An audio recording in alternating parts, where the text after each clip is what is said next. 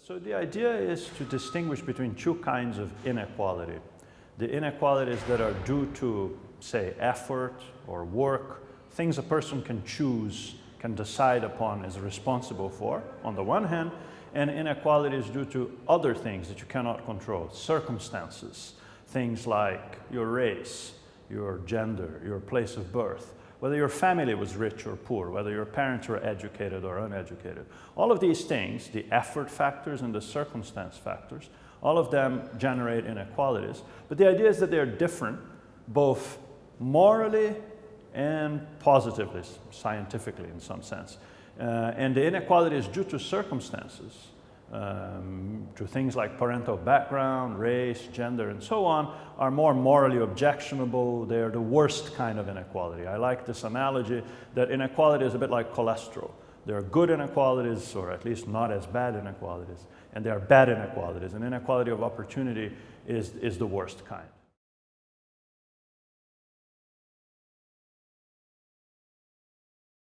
And I guess there are two ways in which it can. One is we can look at the effect of growth and development on the well-being and the opportunities of those that are most deprived.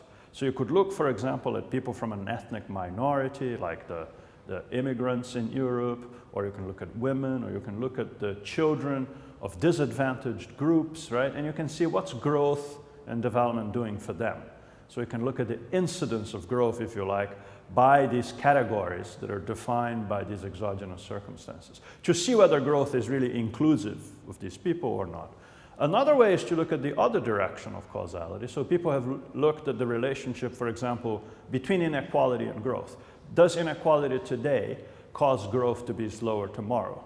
And the results of that literature were typically quite ambiguous. But then some of us started thinking, well, maybe it's because of the cholesterol analogy. Maybe there are two kinds of inequality, and the one that's really bad for growth is the one about chances.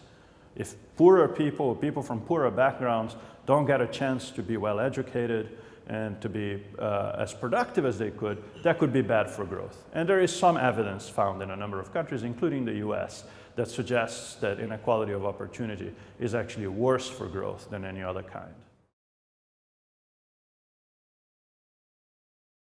So there's a perception sometimes that when we talk about inequality of opportunities, we're saying income inequalities don't matter and we should only focus on inequality of opportunity. Well, in fact, the analysis we've made so far suggests that the two are closely correlated. We have measures of inequality of opportunity that are quite independent of income inequality, but when you look at them across countries, they're closely correlated.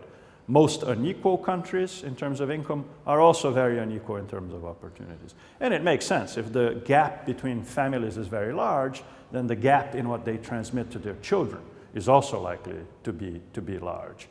So fighting inequality of opportunities will almost certainly involve fighting income inequalities to some extent as well. I guess we can think of that in two broad categories, what James Heckman, the Nobel laureate, calls predistribution, and then more standard redistribution. So predistribution is about investing early, investing in children, early childhood development, basic education, making sure that at critical ages of brain development and the formation of personality, kids receive adequate inputs into their formation. If they come from a poorer family, particularly in the developing world where poverty can be really severe, to make sure that the state tries and invests in what they don't have, to make sure that there is, the mothers are equipped with the ways of educating children, to make sure that there are preschool centers and creches, and then later on that when there are schools, that there are actually teachers in the school and that they know how to teach. Sounds basic, but for many, many children in the world, that's just not there.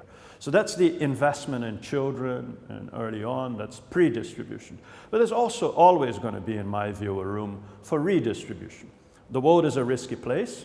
People have face shocks, there's unemployment, there's illness, there's all sorts of reasons why you can fall into poverty. And then if there's no way to come back up, you could stay trapped And so predistribution and redistribution both help make sure that people have the chances that they need to be, to partake in the opportunities of society more equally.